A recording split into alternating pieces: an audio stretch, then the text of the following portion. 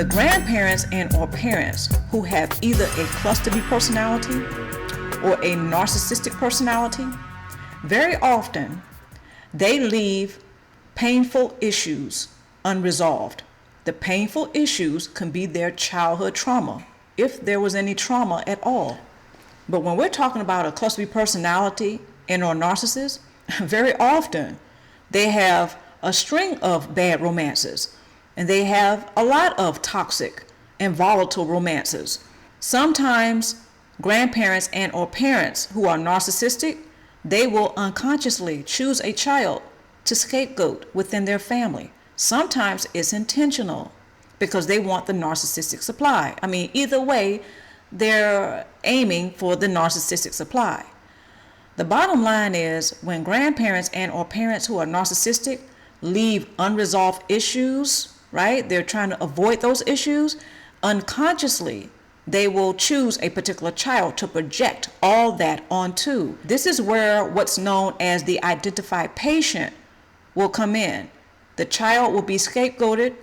Therefore, the child is an IP or the identified patient within the dysfunctional family headed by a narcissist. But since we're talking about the grandparents and the parents who may have a narcissistic personality or a cluster B personality, when there are unresolved issues, sometimes unconsciously they will choose a child to project all of that onto. So this is where the transgenerational and the intergenerational trauma can be passed from grandparents to parents onto their offspring. It would be either the child who is the offspring of the parents or the grandparents, or the grandchild of the grandparents. But anyway, I think you all get the picture.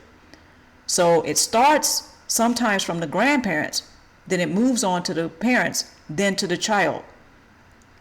What am I talking about? I'm talking about the trauma. Possible trauma that grandparents who are narcissists and parents who are narcissists have left unresolved. So it gets passed on to the offspring. Then there you have it. It can go on for generations. Next point. There are many narcissistic parents and or grandparents who have unresolved trauma and choose to project that reality onto their children and grandchildren.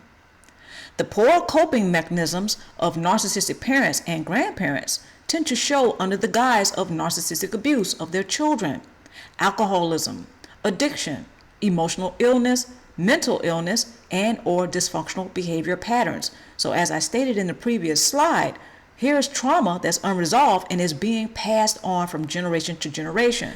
There are unresolved issues, whether it's from childhood trauma or any other painful issue that the narcissistic parents and or grandparents are choosing to deny. They're choosing to turn away from. So they will sometimes unconsciously choose a child within their dysfunctional family to scapegoat. And again, there's your IP and there is the identified patient within the dysfunctional family headed by a narcissist. Sometimes it's overseen by the narcissistic grandparents.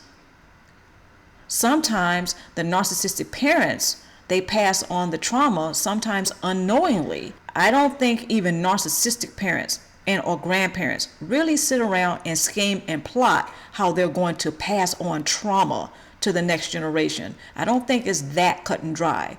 I think usually because narcissistic parents and or grandparents are usually aiming for the narcissistic supply, they choose a child to project everything they don't like about themselves onto that child. Unresolved pain. And again, it doesn't have to be childhood trauma. It can be anything else in their past that they choose not to resolve. Let's move forward. If epigenetics has occurred within the parents and or grandparents due to behavior associated with trauma, the gene expression of the scapegoated child or children can also be modified as a result.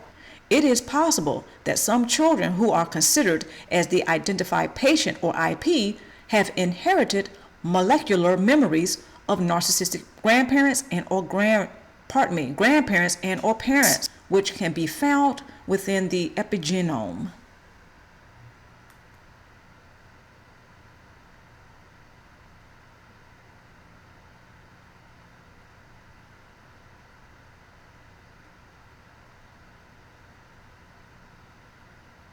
I'm really focused on the scapegoated child today and the IP child, or the child who is considered the identified patient.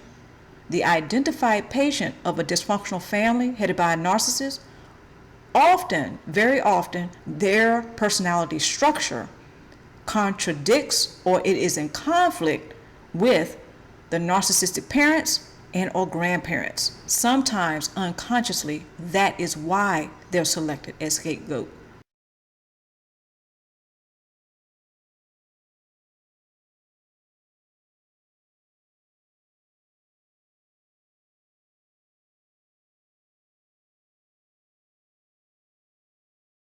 Because their personality structure seems to be totally opposite of the narcissistic parents and or grandparents. So unconsciously, that sends off alarm bells to the narcissistic parents and or grandparents, meaning they have unresolved issues that they have not dealt with. Those unresolved issues can be anywhere from childhood trauma to alcoholism to addiction to obsessive compulsive disorders or whatever the narcissistic parents and or grandparents continue to deny that they have issues with.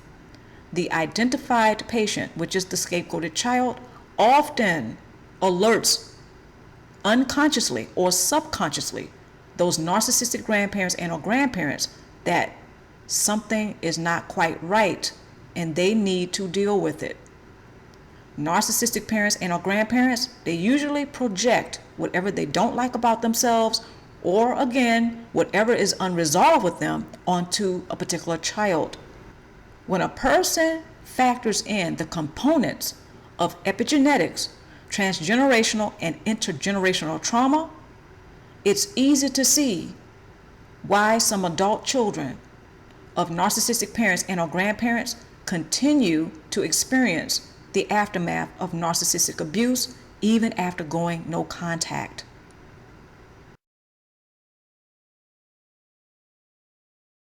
But the bottom line is this, it feels like the rug has been pulled out from up under you. Narcissists and cluster personalities, they love doing this because it feeds their false self-image and they get the narcissistic supply. And all the while, their false self-image is being preserved and protected by him or her. And believe it or not, the flying monkeys and the enablers help them to preserve their false self-image. Now you may be wondering, why would the flying monkey or the enabler do this? Well, because the narcissist, believe it or not, is the enabler's best supplier. Think about it like a drug addict and a drug supplier. The best supplier gets the most action.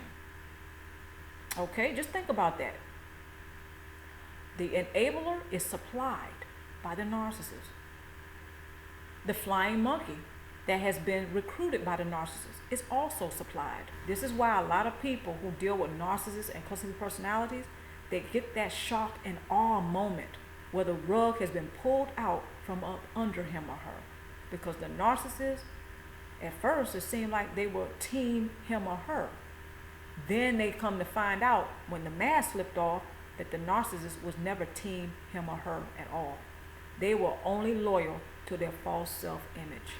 The better a person understands this about the narcissist and the cluster personality, the better they can be prepared. Okay, they can be prepared when that rug is pulled out. They won't fall as hard because they're not shocked. They're expecting this. They know the narcissist is going to do some dirt. Primal drives: fight, flight, food, family, and fornication.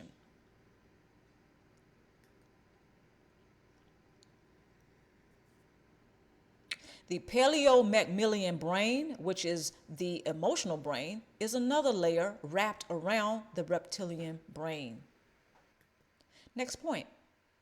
According to research, those who have narcissistic personality disorder have less developed brain matter that is associated with empathy. Narcissists and those who have a cluster B personality type often show signs of impairments with interpersonal functioning. The narcissist's reptilian brain on narcissism. Once these pre-programmed triggers come up for you, it is at that time that the narcissist has influenced you to be in a suggestive state. They can also start to gaslight you at this time because now, in a sense, they have hypnotized you. They have you spellbound. So you're more open to the narcissist and a cluster B personality. It's a little bit eerie when you think about it. There is nothing to correct. If you take nothing else from this video, especially my stars, please remember that phrase. There is nothing to correct. It really isn't. It was never meant for you to fix or save or reach him or her. It was never meant to be that. Yesterday is gone forever.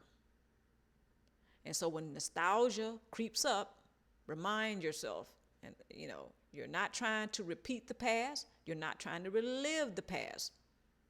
Yet, you're not to try to correct the past either, because there's nothing to correct. Yesterday is gone.